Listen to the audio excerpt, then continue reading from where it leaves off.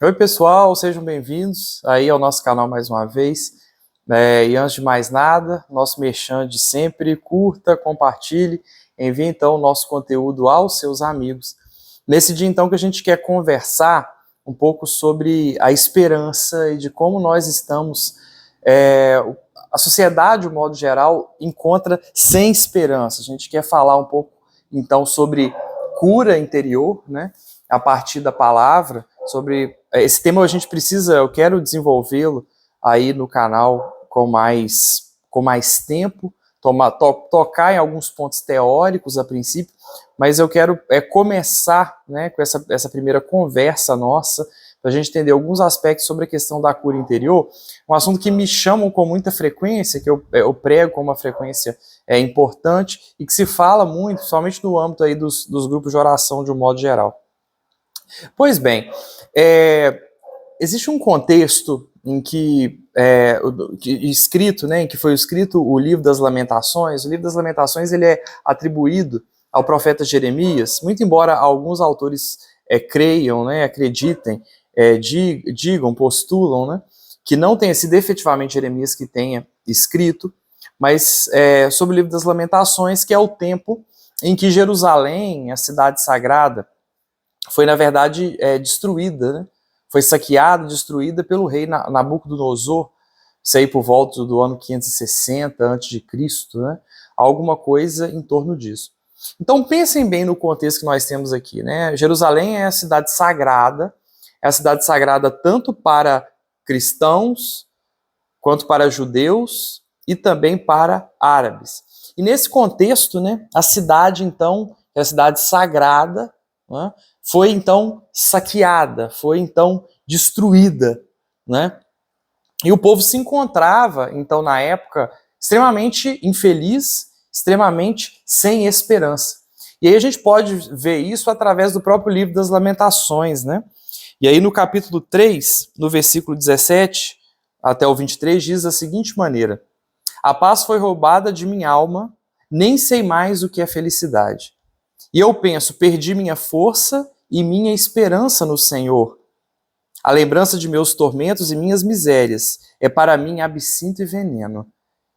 A pensar nisso sem cessar, minha alma desfalece dentro de mim. Eis, porém, o que vou tomar a peito para recuperar a esperança. É graças ao Senhor que não fomos aniquilados, porque não se esgotou a sua piedade. Cada manhã ele se manifesta e grande é sua fidelidade. Pois bem, o sagrado aqui para este povo, né, foi destruído, foi quebrado. E também, como nós muitas vezes, né, temos o nosso sagrado e esse nosso sagrado então é destruído, é saqueado, é quebrado. Pense então, né, no contexto que nós vivemos atualmente, de tanta coisa ruim, de tanta matéria ruim, de tanta notícia negativa, de tanta coisa ruim que chega até nós, seja pela televisão, seja pela internet, e como são tantas notícias ruins de guerra na Palestina e Israel, de conflitos ali entre Ucrânia e a Rússia, e tantas outras notícias, né, problemas no Rio de Janeiro, problemas no Brasil, problemas de criminalidade. Então, quanta coisa ruim chega até nós e como isso nos faz mal. Mas quero chamar a atenção para um aspecto aqui, que os judeus na época tinham Jerusalém, né, tem Jerusalém até hoje, como uma cidade santa, uma cidade sagrada. E essa mesma cidade sagrada é então quebrada, é então saqueada, e certamente a esperança ela é perdida. A princípio, a esperança ela é perdida por aquele povo, e aquele povo entra num grande tempo de dor, de grande sofrimento, devido ao saque, né, a esse saqueio que Nabucodonosor, o rei Nabucodonosor, faz na época. E nós podemos trazer isso para a nossa realidade, no sentido de que muitas vezes nós temos também aquilo que para nós é muito importante. Pensem vocês, né, nos mais variados contextos, nós, às vezes, colocamos por sagrado nossas relações, nosso trabalho, nossas amizades, os casamentos, os namoros, as amizades, os trabalhos, e aí trabalhamos em cima daquilo. Muitas vezes investimos, então, a nossa vida sobre aquele ponto, sobre aquela coisa, né? Uma pessoa, uma mulher que se dedica aí ao seu casamento e a posteriori aos seus filhos, e são coisas, como eu disse aqui, são coisas positivas. Uma pessoa que estuda, então, durante bastante tempo, para poder fazer o seu vestibular, e depois passa nesse vestibular, faz uma faculdade, e aí tem o seu emprego. Todos nós buscamos isso, e isso é verdadeiramente muito positivo, e nós precisamos, sim, buscar os nossos sonhos e ir atrás deles. Entretanto, muitas vezes, essas coisas sobre as quais nós nos dedicamos tanto, são coisas que nós perdemos. Existem situações na vida em que as coisas simplesmente se acabam, em que não dão certo. Aquele menino que estudou para o vestibular e simplesmente ele não passou. Aquela pessoa que investiu a vida toda em um casamento, aquele casamento já não mais deu certo. Aquela pessoa que investiu a vida toda em um namoro e aquele namoro também não deu certo, não progrediu. Eu poderia dar sucessivos exemplos de quando esse nosso sagrado é destruído. Aquilo que é para nós tão importante, aquilo que para nós é tão caro, sobre o qual nós nos debulhamos em orações e súplicas a Deus, mas que foi perdido, que deu errado, que não progrediu, que não foi para frente, que foi matéria de problema e de sofrimento. Quando isso acontece, muitas vezes, é muito comum, é muito natural que as pessoas fiquem desesperadas. É comum que as pessoas percam a sua esperança de dias melhores. E isso é, para essas pessoas, muitas vezes, inúmeras vezes, fonte de feridas interiores. As pessoas começam, então, a interpretar a vida, o que acontece aqui, né? A pessoa começa a interpretar a vida sob aquele ângulo, sob aquele aspecto. Então, talvez a pessoa tenha passado por problemas financeiros a vida inteira. E ela, por causa dessa ferida que ela tem no setor financeiro, por exemplo, ela começa a achar que sempre durante a vida dela nada vai dar certo em relação à questão financeira. Ou aquela pessoa que passou, que tinha amigos, mas foi traído pelos amigos, ou nunca se encontrou de verdade, nunca encontrou na vida amigos de verdade. Ela tende a achar que todas as pessoas que se aproximarem dela são pessoas que vão fazer mal a ela, que vão trair. Ou aquela mulher que foi traída várias vezes, que namorou vários homens, e esses homens não deram a ela o devido valor. Elas tendem então a achar que todo homem é ruim e que nenhum relacionamento vai prosperar e que nenhum relacionamento vai progredir.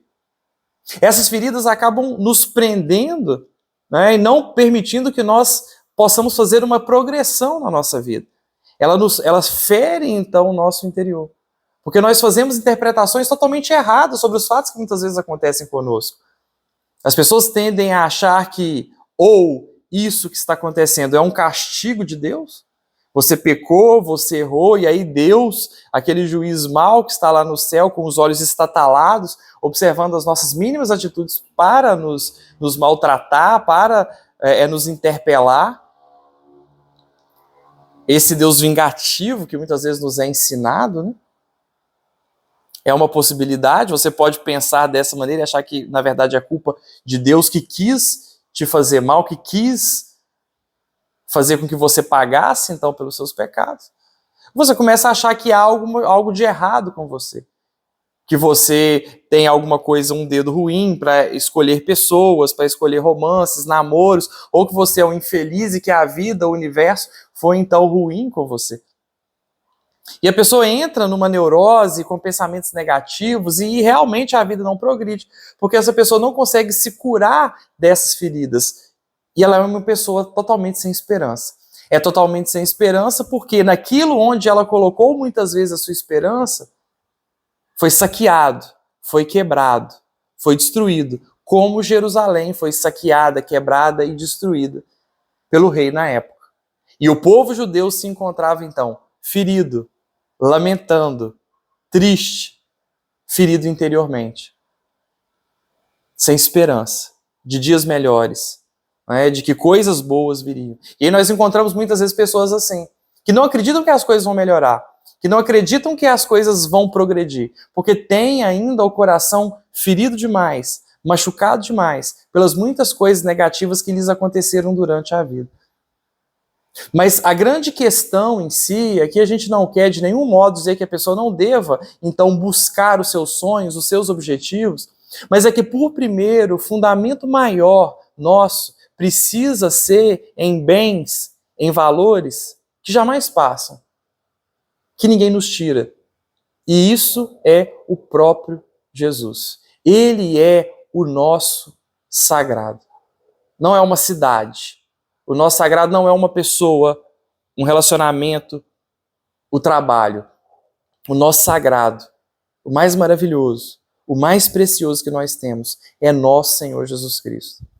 Quando Deus pede que nós o amemos acima de todas as coisas, Ele pede isso principalmente para nos proteger de nós mesmos, porque Ele sabe que nós não podemos colocar a nossa confiança em outra pessoa ou em um bem passageiro, porque tudo, absolutamente tudo, passa. Empregos passam, dinheiro, hoje temos, amanhã já não temos mais. Relacionamentos mudam, as pessoas mudam, relacionamentos acabam, sejam eles de qualquer natureza que seja. Qualquer natureza. Família, mesmo os familiares, mesmo os nossos pais podem muitas vezes virar as costas para nós, podem nos trair. Então, em Jesus precisa morar a nossa esperança. Ele é a nossa Jerusalém celeste. Ele é o princípio, o meio e fim. E Ele precisa ser tudo para nós. É claro que quer Ele que nós busquemos nossos sonhos. Quer Ele que nós busquemos, então, os nossos objetivos. Quer Ele que nós, sim, façamos grandes progressões. Ele quer nos dar essas graças. Mas é necessário que nós nos voltemos o coração para Ele. E aí buscar dia após dia, principalmente através da oração, tentar compreender e entender com a vida o que cargas d'água é amar a Deus sobre todas as coisas. E como muitas vezes é difícil, né, compreender isso. Como é difícil. Às vezes até os santos têm dificuldade em relação a isso. Santa Catarina de Sena, por exemplo, uma vez, gostava muito, né, Santa Catarina gostava muito da sua irmã, e num dado episódio ela confessa chorando ao padre que ela amou mais a irmã do que tinha amado a Jesus. Na verdade, o confessor, na época, o relato é que o confessor nem deu confiança para aquilo que ela dizia, porque ele sabia que ela não tinha amado a irmã mais do que a Jesus. Na verdade, ela gostava da irmã, ela tinha afeição pela irmã, ela pensava na irmã, né? E a santa ali tinha um amor tão grandioso por nosso Senhor Jesus Cristo, que ela queria que então todos os seus pensamentos, todo o seu coração estivesse totalmente, unicamente, perfeitamente voltados para Jesus. Mas isso de nenhum modo, amar e pensar e gostar, né, da irmã, como no caso de Santa Catarina, significaria então que ela não tinha amado a Jesus sobre todas as coisas. Se nós queremos saber se nós amamos a Jesus, a Deus, sobre todas as coisas, é por meio das nossas atitudes. Se nós somos capazes de dizer não para nós e dizer sim para Deus. Se nós somos capazes de contrariar a nossa vontade para fazer a vontade do Pai. O próprio Evangelho de hoje nos diz que a família de Jesus são aqueles que fazem a sua vontade. São aqueles que dizem não para si, e dizem sim para Deus. Então nós temos, graças a Deus, os mandamentos, os 10 mandamentos, temos toda a moral da igreja, todo o ensinamento da igreja, que é aquilo que nós precisamos viver, que é aquilo que nós precisamos lutar diariamente para encarnar então esta palavra, para dar vida a esta palavra na nossa vida, para fazer com que essa palavra permeie todas as nossas atitudes, tudo aquilo que fazemos, tudo aquilo que somos, para que nós então possamos nos santificar dia após dia, observando sempre e principalmente aquilo que é de Deus. Entender o que é amar a Deus sobre todas as coisas é um grande desafio. Ver aquele rótulo dito, né, ver aquela sentença dita, amar a Deus sobre todas as coisas, é uma coisa. Agora, na vida prática, é muito difícil.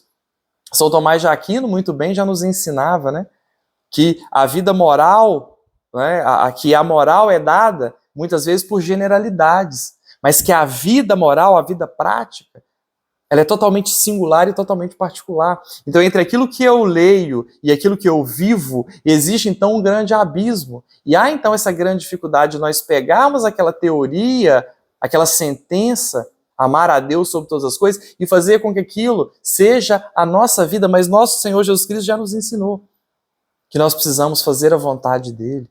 Mas aqui não cabe da nossa parte nenhum desespero, mas a busca de intimidade com o Senhor, a busca pela vida de oração, a busca de pedir a Jesus, olha, eu sou pequeno, eu sou fraco, eu sou um bebê nas tuas mãos. Por favor, me ensina a te amar acima de todas as coisas. E se tem alguma coisa que hoje toma o trono do meu coração no seu lugar, então retira. Mas é o Senhor o mais importante. É o Senhor que eu não vou abandonar. E aí nós vemos muitas vezes, né, como vê isso, dê exemplos práticos disso, Vinícius. Ora, você ama então, né, o seu namorado, mas a partir do momento que o seu namorado pede para que você peque, a partir do momento que o seu namorado pede a você para você pecar, você vai dizer, não, primeiro o Senhor. Ah, mas eu vou terminar com você se você não fizer isso por mim. Não, por primeiro o Senhor. E aí você é capaz de abrir mão daquele relacionamento, ainda que você goste dele, porque por primeiro está a vontade de Deus. Esse é um exemplo prático e simples da vida, em que nós percebemos que a pessoa que diz não para um relacionamento a ponto de perdê-lo, para fazer então a vontade de Deus, essa pessoa está em sintonia com a vontade do Pai. E isso é maravilhoso. Quantas vezes nós não vemos isso nas próprias questões de namoro? Em que o namorado chega e fala assim, se nós não tivermos relação, então, é porque você não gosta de mim, eu vou terminar o namoro. Então que termine o namoro. A minha moral cristã me ensina que o sexo é para após o casamento. Então eu não vou viver isso dessa maneira. Por primeiro, a vontade do Senhor. E que bom quando a pessoa toma essa perspectiva, ela prefere o Senhor, porque esse relacionamento muitas vezes ele acaba. E quantas histórias nós não colhemos de homens que prometeram a essas mulheres, né, prometeram que iam se casar e etc, e na verdade nada disso fizeram. E as abandonaram e mentiram. E isso será, então, foi e continua sendo, para muitas mulheres, fonte de feridas no coração, fonte de feridas interiores, que se dão muitas vezes porque nós colocamos coisas, pessoas, circunstâncias no lugar de Jesus. Veja a importância de amar a Deus sobre todas as coisas e de Deus ser, então, o mais importante. Então nós precisamos deste exercício, que é difícil, e que é diário, e que é, então, uma luta. De, em oração, pedimos ao Senhor que nos ensine, então, esse primeiro mandamento, de colocar o nosso sagrado somente na pessoa de Jesus, essa nossa Jerusalém celeste, esse nosso Jesus tão maravilhoso, que nos ama tanto. Jesus aparece, né, a duas santas, lá no século XIII, aparece a Santa Gertrudes, lá no século XVII, aparece então a Santa Margarida Maria Alacoque, e com Santa Margarida é que há a difusão, então, né, da devoção ao Sagrado Coração de Jesus. E a imagem do Sagrado Coração de Jesus, como ele se apresenta, é de Jesus com o peito aberto, né, o seu coração aparecendo. Então, aquele coração está sobre um trono de espinhos, circundado ali, então, de espinhos, com uma cruz em cima daquele coração, que é o Sagrado Coração de Jesus. Ele aparece, então, a Santa Gertrudes, como eu disse, aparece depois a Santa Margarida. E aí nós vamos, essa devoção ela é importante, né? Principalmente no aspecto de nos mostrar, de nos lembrar que Deus é amor, que Deus é bondade, que Deus é misericórdia, e não simplesmente, claro que Deus é justo, mas não simplesmente um juiz que está ali a toda hora, querendo o nosso mínimo erro para então nos castigar por aquilo que de errado nós fazemos. Claro que Deus é justo, mas acima de tudo Deus é amor. E esse Jesus abre então o seu peito para essas duas santas, nos mostrando então o grande amor que ele tem por nós. Nós muitas vezes na nossa vida não nos sentimos amados pelas pessoas que nós mais amamos. Nós às vezes devotamos o nosso tempo, o nosso coração, a nossa história para coisas, situações, pessoas, e não encontramos então este amor que nós esperamos. Mas é só Jesus que pode preencher o nosso coração. Jesus é o único que vai nos amar, nos amar, nos amar. E não vai nos ferir. E não vai ferir o nosso coração. Então peçamos a esse mesmo Jesus. Peçamos então essa sua bondade tão grande e infinita que nos ensina então a amá-lo. É difícil, é um grande desafio. Na experiência, né, de uma dessas santas, elas indagam, né, o primeiro a colocar, né, o relato que nós temos de São João, que coloca a cabeça no peito de Jesus ali quando Jesus estava já para ser crucificado, e escuta então as batidas desse coração. Né? Santa Margarida também, Santa Gertrude, desculpa, coloca também a cabeça sobre o peito de Jesus e escuta as batidas desse coração. A oração é o meio que nós devemos e precisamos utilizar. É o meio que Ele nos deu para escutarmos as batidas do coração dele. Precisamos buscar, então, essa intimidade, para que essas mesmas batidas do coração de Jesus sejam aqueles capazes de curar o nosso coração das muitas feridas que a vida, as circunstâncias, os problemas causaram em nós.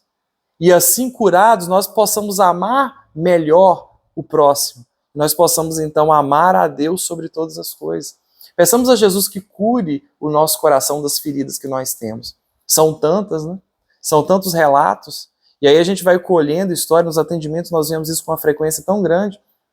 Uma mulher que foi traída várias vezes e quando entra no relacionamento ela já clona o celular do namorado, clona o celular do marido, porque é insegura demais. Porque até aquele momento todos os homens que estiveram ao lado dela apenas fizeram hora, apenas sacanearam com a vida dela. Então, ferida, né, ela toma essas atitudes. Isso faz da vida dela um inferno, faz da vida, então, do seu marido, do seu namorado, o inferno, e aquele relacionamento, então, ele não progride. Ajuda muito aqui, né, a direção espiritual, né, isso é fundamental para que a pessoa possa ter um autoconhecimento. Muitas pessoas com essas feridas interiores precisam, na verdade, de terapia, precisam muito da ajuda de um psicólogo, uma psicóloga, para conseguirem, então, se curar. Muitas vezes são tantos traumas na própria infância, né, e que faz com que aquelas pessoas sejam, então, tão traumatizadas, tão maltratadas, tantos problemas elas viveram, às vezes, na infância ou ao longo mesmo da vida. E aí trazem o coração, então, ferido, coração machucado, um coração mexido, sofrido pelos problemas que se passaram. Não que Deus tenha sido ruim, não que a vida tenha sido injusta, não se trata disso. Mas muitas vezes aquela pessoa, por ter sofrido aquele trauma, ela passa a interpretar toda a vida dela a partir daquele trauma. Você foi traída uma vez, você foi traído uma vez, então na sua cabeça todos os outros relacionamentos serão de traição também. Talvez o seu sagrado, ele foi também quebrado, o seu sagrado foi saqueado, foi roubado, como este povo, né, como os judeus e a Jerusalém. Mas se nós colocamos o nosso coração na pessoa de Cristo, buscamos então a intimidade, o relacionamento com Ele, Ele nos cura. E não só nos cura, mas evita que outras feridas se façam no nosso coração. Quando nós verdadeiramente colocamos o nosso coração nele, na pessoa dele, a nossa esperança nele. Ninguém te rouba, Jesus. Podem roubar o seu trabalho, o seu dinheiro, o seu carro, a sua namorada, os seus amigos. Mas Jesus, ninguém te toma. O único capaz de tomar Jesus de você é você mesmo. Quando você não observa aquilo que ele ensina, quando você não busca fazer a vontade dele. Então peçamos a Jesus que cure o nosso coração dessas muitas feridas e peçamos a ele também que nos ensine a amá-lo sobre todas as coisas. Peçamos a ele que ele nos ensine, então, né, a olhar para esse peito amoroso, aberto, chagado, de dor, de sofrimento, por causa de nós. Nós possamos olhar, então, para esse coração. Mais que isso, nós possamos colocar o nosso ouvido no peito dele e, escutando a sístole e a diástole, as batidas desse coração tão amoroso, esse amor possa nos transformar, possa nos curar, possa fazer de nós, dia após dia, pessoas melhores. Quantas feridas não existem aí dentro? desse coração. Quantas feridas. E sobre ainda essas feridas interiores que muitas vezes nós temos, essa falta de esperança, né? Olhar muitas vezes aquilo que para nós era tão importante, ver que tudo foi quebrado, tudo foi maltratado, perceber que nós passamos por tantos problemas e tantos sofrimentos, é verdade, mas também dá tempo ao tempo. Às vezes eu atendo pessoas que querem, com muito desespero, serem curadas da noite para o dia, e isso com uma frequência muito importante. Ame-se na sua integralidade, em tudo aquilo que você tem, em tudo aquilo que você é. Ame-se mesmo com os defeitos que você ainda apresenta. Peça a Jesus a cura dessas feridas, mas se ame apesar, né, dessas feridas, até mesmo essas feridas. E jamais duvide da capacidade de Jesus de usar até mesmo do seu pior, até mesmo das suas feridas, para fazer então a sua vontade. Gente, algumas feridas, elas são curadas, Jesus cura rapidamente algumas feridas interiores que temos. Outras, elas permanecem conosco. Outras, nós só seremos curados depois da nossa morte. Então nós precisamos conviver com muitas feridas que nós temos, porque elas não vão acabar, algumas não vão acabar.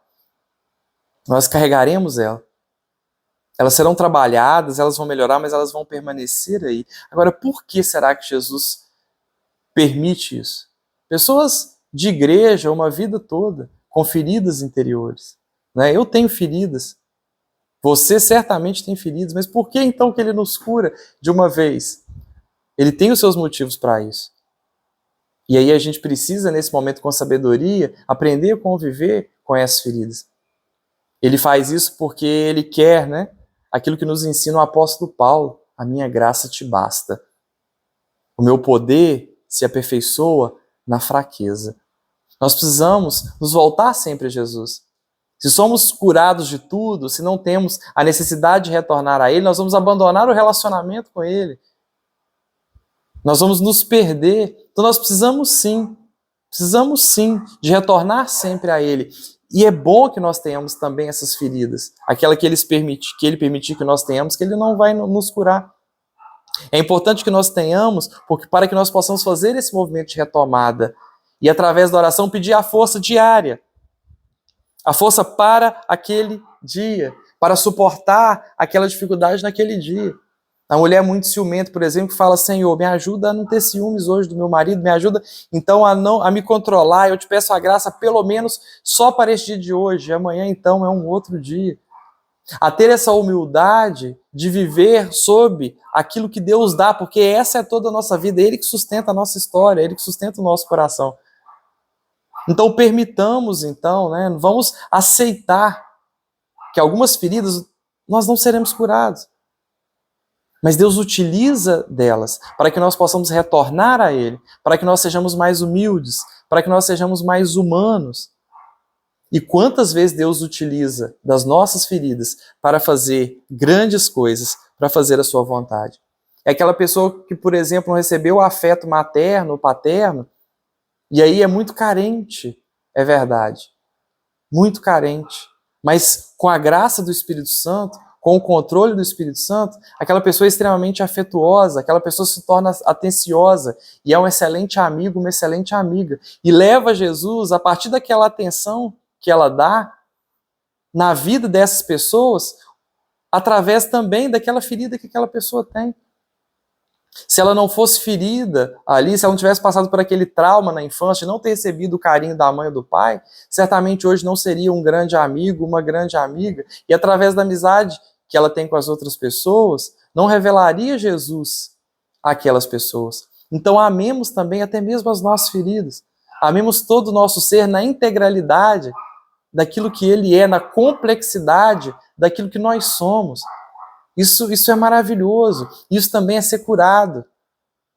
Aceitar, então, as suas feridas. Aceita as suas dores, os traumas na infância que você teve. Aceita isso. Foi difícil, foi complicado, mas tudo bem. Eu vou pedir a Jesus para me curar. E se Ele não me curar, peça, então, que esse Espírito Santo venha sobre essas fragilidades e utilize dessas fragilidades para o bem. Se você é carente, que você possa canalizar, então, essa carência para uma outra coisa. Para aí o seu casamento, para as suas amizades, para o seu trabalho. Ser uma pessoa mais atenciosa, e aí ser um médico mais atencioso lá com seus pacientes. Porque você se sente muitas vezes sozinho, se sente carente, por exemplo. Percebam a grande capacidade do Senhor de utilizar até mesmo as nossas feridas para então fazer a sua obra. Aceitemos as dificuldades, aceitemos o tempo da cura. A nossa alma, ela tem paixões, como nós sabemos. Dor, tristeza, alegria, desejo. Mas a perfeição moral, ela não é nós agirmos simplesmente de acordo com a vontade, mas é que todo o nosso ser, né, as nossas potências intelectivas, mas também as sensitivas, ou seja, todo o nosso ser, mesmo as paixões da nossa alma, sob o governo, claro, da razão, do intelecto, mas mesmo essas paixões serem usadas pelo Senhor para fazer a sua obra. Essa é a perfeição moral, que a nossa vontade esteja unida, não é, sob a graça da razão, a essas nossas paixões, a essa nossa parte sensitiva, para que tudo isso seja utilizado para o bem, para a graça de Deus.